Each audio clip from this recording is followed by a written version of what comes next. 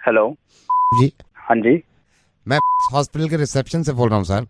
कहाँ से बोल रहे हैं? आप जी बोल रहे हो ना? हाँ हाँ, बताइए।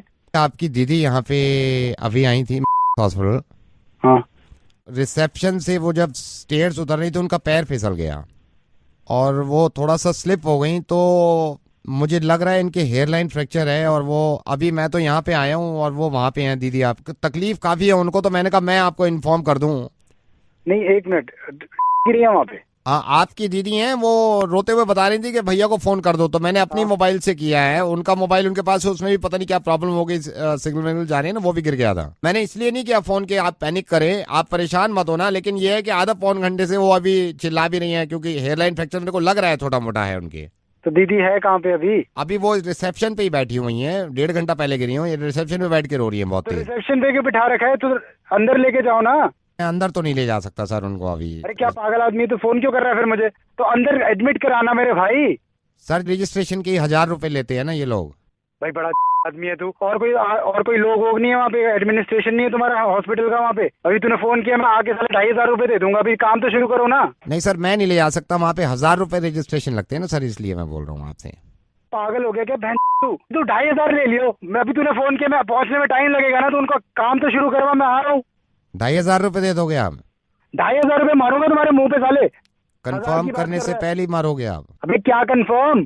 कि जो कॉल करी है मैंने, ये जेन्युइन भी है या नहीं, जो आप 2,500 रुपए फौरन देने के लिए बात कर रहे हैं? कहाँ से बात कर रहा है तू? आई एम सो सॉरी जी। आप सबसे पहले तो इस बात का इत्मीनान रखें कि आपकी दीदी गिरी नहीं है। और मैं कहाँ से बात कर रहा हूँ? मैं रेडियो मिर्ची से नवेद बोल रहा हूँ।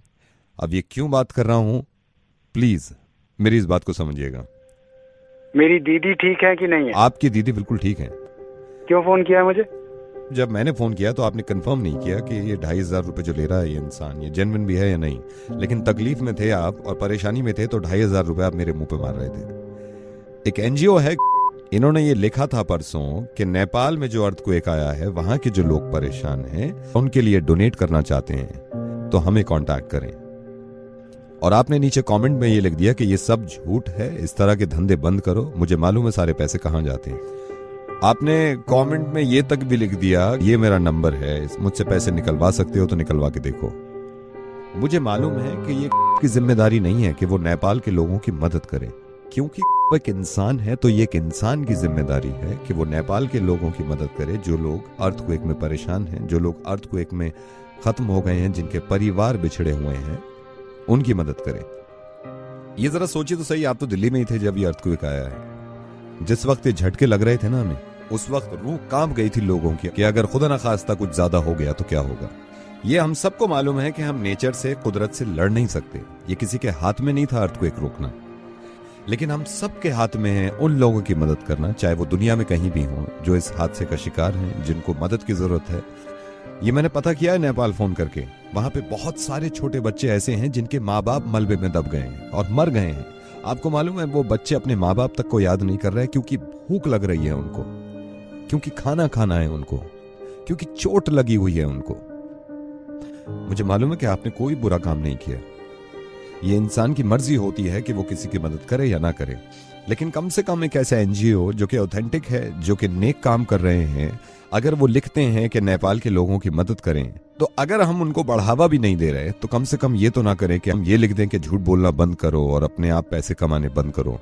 एक बात सोचिए जरा, जब अर्थक्वेक आता है या ऐसी कोई परेशानी होती है, तो मेरे हिसाब से सबसे करीबी जो है एक दूसरे की मदद करने के लिए, वो पड़ोसी होता है। आपके फ्लैट के बराबर वाले भाग के आ जाते हैं कि आप ठीक ठाक हैं या नहीं। तो ये भी पड़ोसी है नेपाल, और जरूरी नहीं है कि पड़ोसी हो, दुनिया में कहीं भी इंसान अगर परेशान हो तो हमें मालूम है कि हमें मदद करनी चाहिए, और आप करते हैं।